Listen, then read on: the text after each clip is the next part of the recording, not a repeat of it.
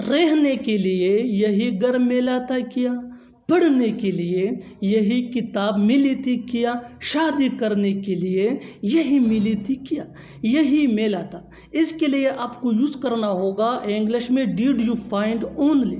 आइए complete structure देखते हैं। Did you find only plus thing plus two plus V1 यानी first form of verb plus object plus question mark. अच्छी तरह समझने के लिए कुछ मिसालें देखते हैं। रहने के लिए यही घर मिला था किया, did you find only this house to live, did you find only this house to live.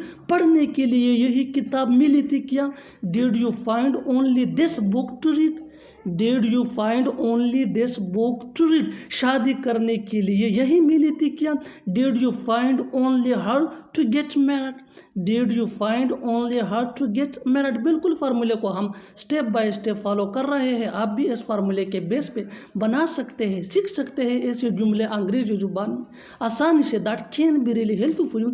अच्छी तरह समझने के लिए एक और मिसाल देखते हैं। One more example for better understanding. घूमने के लिए यही जगह मिली थी किया, did you find only this place to remember, did you find only this place to remember. और आखिर में ये सेंटेंस आपके लिए कमेंट सेक्शन में इसका जवाब ज़रूर देना। खरीदने के लिए यही कार मिला था किया, खरीदने के लिए यही कार मिला था किया।